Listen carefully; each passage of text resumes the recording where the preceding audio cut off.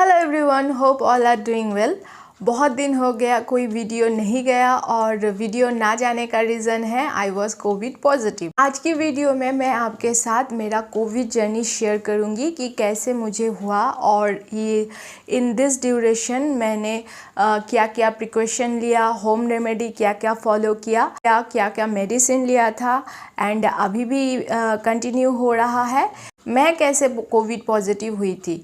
ऋतिक को 2 दिन पहले से फीवर था एंड उसका फीवर कंटिन्यू हो रहा था, इसीलिए हम जाके कोविड टेस्ट करवाए एंड दोनों का ही पॉजिटिव निकला। लेकिन मैं पहले ऋतिक का बताती हूँ एंड उसके बाद मेरा, क्योंकि मैं एसिम्प्टोमेटिक थी और ऋतिक को बहुत फीवर हुआ था। तो मुझे कोई भी सिम्टम नहीं हुआ था, मुझे कोई कोल्ड कफ कुछ भी नहीं हुआ था। लेकिन ऋतिक का फीवर बहुत हाई फीवर था, 102 तक चला जा रहा था, इवन सिम्टम ज़्यादा था। तो उसको हाई फीवर चल रहा था। मेडिसिन लेने के बाद भी हम लोग डॉक्टर से भी कंसल्ट कर रहे थे एंड मेडिसिन भी ले रहे थे। तो उसका फीवर 7 डेज़ तक जब कंटिन्यू हुआ तो डॉक्टर ने बोला को उसे हॉस्पिटलाइज़ करना पड़ेगा। तो 1.5 डे के लिए ऋतिक को हॉस्पिटलाइज़ किया गया एंड उसने उसका मेडिसिन अच्छा रिस्पॉन्स किया, तो 1.5 डे में ही उसको छोड़ दिया हॉस्पिटल से। लेकिन उसका और मेरा ऑक्सीजन लेवल लो नहीं हुआ था एंड ऑक्सीजन का कोई प्रॉब्लम नहीं हुआ था एंड ऋतिक को फीवर के बगैर कुछ भी नहीं हुआ था, अदर्स कोई प्रॉब्लम नहीं हुआ था। हाँ, वीकनेस जो है वो तो अलग बात है, उसके बारे में मैं बाद में बताती हूँ। एंड उसका फीवर 102 तक जा रहा था एंड मेडिसिन लेने के बाद भी उसका टेम्परेचर नॉर्मल ही नहीं हो रहा था और मेरा कोई भी सिम्टम नहीं था कि कोल्ड एंड कफ कुछ भी नहीं था। लेकिन आफ्टर 7 डे के बाद जब मेरा पॉजिटिव डिटेक्ट हुआ, उसके 7 डेज़ के बाद मेरा टेस्ट एंड स्मेल जाने लगा।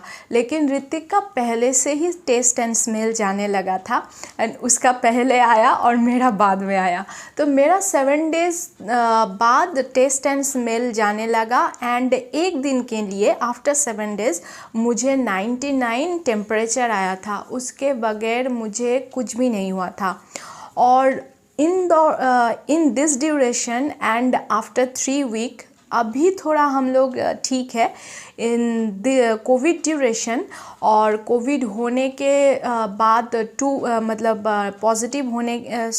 नेगेटिव होने के 2 वीक बाद हम लोग बहुत ही वीक थे एंड कोविड के दौरान भी बहुत ही, मेरा जैसा कोई सिम्टम ही नहीं था, कुछ भी नहीं था, लेकिन वीकनेस बहुत आ गया था, बहुत ही, मतलब ऐसा वीकनेस मैंने पहले कभी भी फील नहीं किया। इन दिस ड्यूरेशन हम लोग कौन कौन मेडिसिन ले रहे थे, हम लोग ऑल टाइम डॉक्टर के साथ कनेक्टेड थे। तो डॉक्टर जैसे हमें बोल रहा था वैसे ही हम ज़्यादा कर रहे थे। तो गागल करना, स्टीम लेना, लिक्वम वाटर पीना, जो डॉक्टर जैसे बोल रहा था एंड कुछ होम रेमेडी हम भी फॉलो कर रहे थे। और इन दिस ड्यूरेशन हमें डॉक्टर ने 3 डेज़ के लिए कोविड का एक एंटीबायोटिक दिया था, उसका नाम मैं नहीं शेयर कर रही हूँ। एंड जिंकोविट जो अभी भी चल रहा है, 3 वीक हमारा हो गया है रिकवरी के बाद भी अभी भी चलेगा ये Zincovit and vitamin C. Zincovit और विटामिन सी वो अभी तक कंटिन्यू है, वो 2 एंड 3 मंथ तक कंटिन्यू करने को बोला है। तो ये मेडिसिन हम ले रहे थे। इसके सिवा हम लोग होम रेमेडी जो फॉलो कर रहे थे वो था कि लिक्वम वाटर पीना एंड वाटर इनटेक बहुत ज़्यादा करना चाहिए इन दिस ड्यूरेशन, वो हम कर रहे थे। एंड स्टीम लेना हम लोग, मैं 3 टाइम स्टीम ले रही थी, ऋतिक 4th टाइम। एंड अगर आपका फीवर है और आपका कोल्ड एंड कफ है तो उस हिसाब से आपको 3 और 4 आवर्स के बीच बीच में गैप में आपको स्टीम लेना चाहिए। तो मुझे कोई भी सिम्टम नहीं था, इसीलिए मैं 3 टाइम ले रही थी। और गागल करना, मैं मेनली सी सॉल्ट के साथ गार्गल कर रही थी और ऋतिक बेटाडाइन है, बेटाडाइन के साथ गार्गल कर रहे थे। और एक बार जब हम लोग स्टीम ले रहे थे तो जैसे यूकेलिप्टस ऑयल का और कैम्फर का जो कैप्सूल मिलता है दुकान में, मेडिसिन की दुकान में, वो हम कैप्सूल डाल के स्टीम ले रहे थे। तो इससे क्या होता था कि नोज़ का एक क्लियरेंस अच्छा लगता है वो सब लेने में, और हमारा स्मेल और टेस्ट एकदम से चला गया था। खाने का मन इस टाइम तो नहीं करता है क्योंकि टेस्ट भी चला जाता है, लेकिन आपको मीठा, कड़वा और खट्टा, ये तीनों का स्वाद आपको समझ में आ जाएगा कि ये तीनों का, ये खट्टा है, ये कड़वा है और ये मीठा है। अदरवाइज़ जैसे हम घर पे सब्ज़ी खाते हैं, बहुत ये टेस्टी हुआ या वो नहीं हुआ, तो उसका एकदम से चला जाता है और स्मेल बिल्कुल ही चला जाता है। कुछ भी मतलब अगर आपके पास में कोई परफ्यूम, बहुत सारा परफ्यूम लगा के खड़े हो जाए तो वो भी आपको स्मेल नहीं आता है। और खाना आप सादा खाना ही प्रेफर करना, ज़्यादा स्पाइसी या रिच ऑयली खाना नहीं खाना चाहिए, क्योंकि इस समय हमारा स्टोमक बहुत अपसेट रहता है, बहुत वीक रहता है। तो ज़्यादा ऑयली बना खाना ना खाना ही अच्छा रहता है। घर का जो सादा खाना रहता है, खिचड़ी हो गया, देन दाल चावल, हाँ कोई कोई आपको बोलेगा बहुत सारा प्रोटीन इंटेक करो, बट आपका जितना मन चाहे आप उतना ही खाना खाना। ये नहीं है कि आपको बहुत एग खाना पड़ेगा, चिकन, फिश, ये सब खाना पड़ेगा, वैसा नहीं होता है।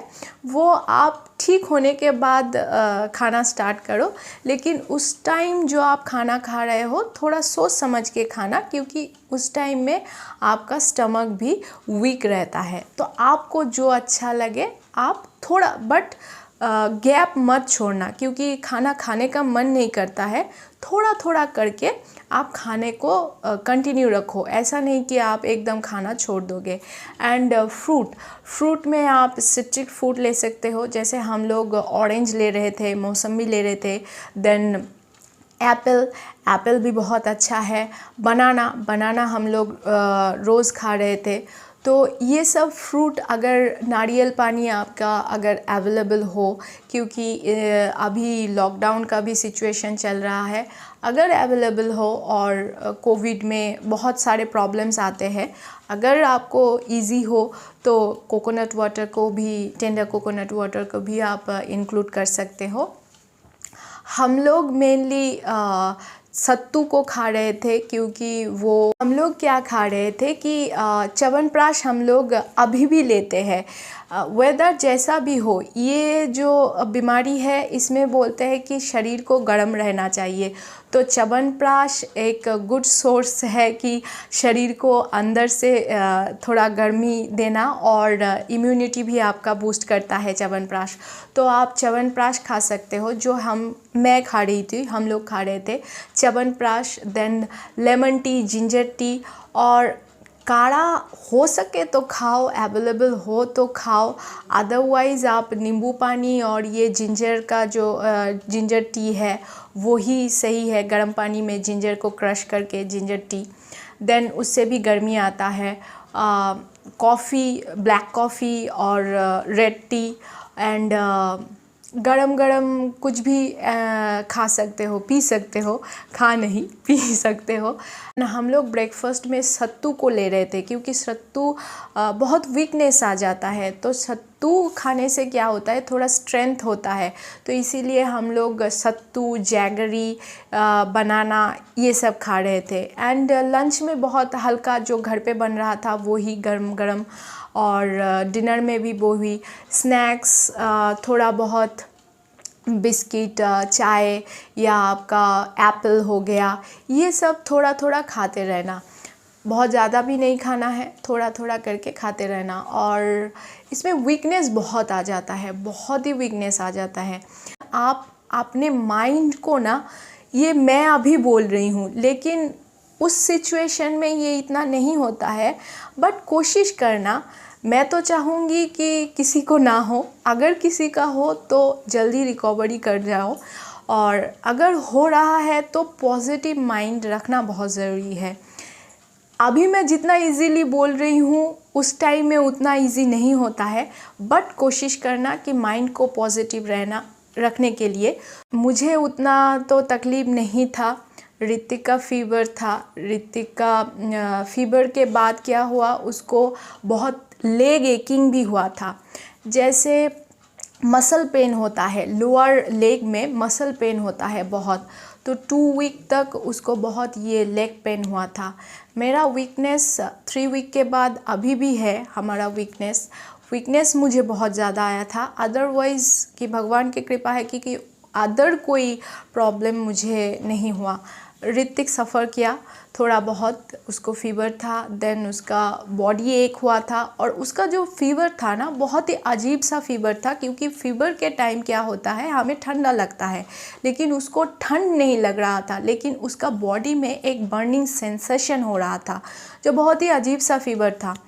तो ये सब होता है, और इसीलिए आप जितना जल्द से जल्द हो, आपका अगर फ़ीवर कंटिन्यू हो रहा है तो आप डॉक्टर के साथ कंसल्ट करो कि डॉक्टर क्या बोल रहा है। मेडिसिन अगर इंक्लूड करना है, हॉस्पिटलाइज्ड होना है, तो आप लेट मत करो, जो बोल रहा है वो तुरंत कर लो। लास्ट में दो चीज़। एक इम्पॉर्टेंट चीज़ कि आप ब्रीदिंग एक्सरसाइज करते रहना। आप बैठे हो या लेटे हो, कुछ भी हो, आप ब्रीदिंग एक्सरसाइज करते रहना। जो हम लोग अनुलोम विलोम करते हैं और प्राणायाम जो करते हैं, वो आप कर सकते हो। ये लेटे लेटे भी किया जा सकता है, क्योंकि ये बहुत अच्छा होता है।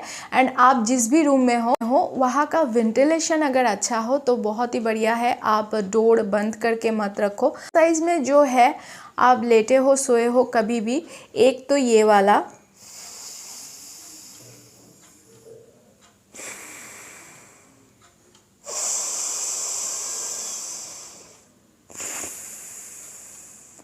ये, और सो के भी हो। अगर आप उठ के बैठ नहीं पा रहे हो, जैसे ऋतिक का बहुत हाई फीवर था तो वो बैठ नहीं पा रहा था, तो वो सो के लेटे ही कर रहे थे ऐसा।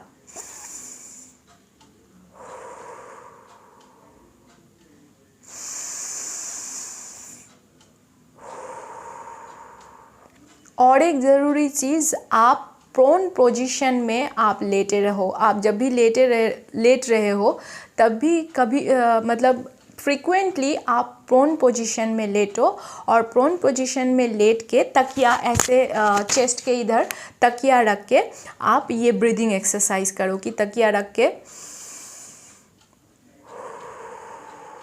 ये भी करने से ना, ये ऑक्सीजन लेवल और जो स्टकनेस, एक स्टिफनेस होता है, वीकनेस जो होता है, वो थोड़ा बहुत रिलीफ होता है। और लास्ट में मैं बताऊंगी ये ऑक्सीमीटर के बारे में। ये ऑक्सीमीटर जो है, ये हमारे ऑक्सीजन लेवल को चेक करने के लिए एंड हमारे पल्स रेट को चेक करने के लिए। तो ऑक्सीमीटर आप फिंगर की, हाथों की किसी भी फिंगर में आप लगा सकते हो ऑक्सीजन एंड पल्स रेट को नापने के लिए, लेकिन हमारे ये मिडिल फिंगर में लगाना सबसे सही रहता है, क्योंकि यहाँ से हमारा मीडियम नार्व रहता है। तो यहाँ पे हम अगर मीडियम फिंगर में लगाएंगे तो ऑक्सीजन लेवल और जो हमारे पल्स रेट है वो सही आता है। तो इसे ऐसे ओपन करने के बाद, ऐसे फिंगर में लगाने के बाद, यहाँ पे ऑन का बटन है, तो ऑन का बटन मैंने ये ऑन कर दिया। यहाँ पे एंगल का जो आ रहा है ना, वो क्या होता है, अगर आपके पल्स रेट अगर ये ऐसे ट्रायंगल आ रहा है तो आपका पल्स रेट सही हो रहा है, तो आपका ऑक्सीजन लेवल भी आपका सही होगा। अगर ये ट्रायंगल ना आके स्ट्रेट लाइन में आए तो आपको समझना चाहिए कि आपका ऑक्सीमीटर सही से आपको पल्स रेट नहीं दिखा रहा है, तो आपका ऑक्सीजन भी सही से नहीं दिखा रहा है। तो ये आपको ध्यान रखना है कि जब भी आप ऑक्सीमीटर को लगाओ तो ऐसे ट्रायंगल को आना चाहिए। ऐसे ट्रायंगल वाला कर्व अगर आए तो आप समझ लेना ये आपको सही नाप दिखा रहा है। तो ये है ऑक्सीमीटर के बारे में। एंड अगर आप देख रहे हो कि आपके ऑक्सीमीटर के oxygen level up and down कर रहा है, तो आप क्या करना, ऑक्सीजन लेवल नापने से पहले आप प्रोन पोजीशन में लेट जाना एंड थोड़ा ब्रीदिंग एक्सरसाइज करने के बाद आप ऑक्सीमीटर से अपना ऑक्सीजन लेवल नापना। तबीयत बहुत ज़्यादा ख़राब है तो 3 और 4 आवर की फ्रीक्वेंसी में आप इसको नापना। एंड अगर जैसे मैं थी कि मुझे कोई भी सिम्टम नहीं था, मेरा सही जा रहा था, तो मैं 6 आवर और दिन में 3 बार ही इसको मेजर कर रही थी। तो यही था मेरा कोविड जर्नी और मैं यही चाहूँगी कि आप लोग सभी बहुत अच्छा रहे, सुस्त रहे, किसी को ना हो, अगर हो तो जल्द से जल्द आप लोग अच्छा हो जाए। मेरा तो जर्नी अच्छा गया। ऋतिक को लेके मैं थोड़ा सा टेंस में थी, लेकिन भगवान की कृपा से सब कुछ सही हो गया एंड 3 वीक के बाद हम दोनों ही अच्छे हैं एंड नेक्स्ट वीडियो भी आना शुरू होगा। तो आज के लिए इतना ही। Stay healthy, stay fit, take care, bye bye.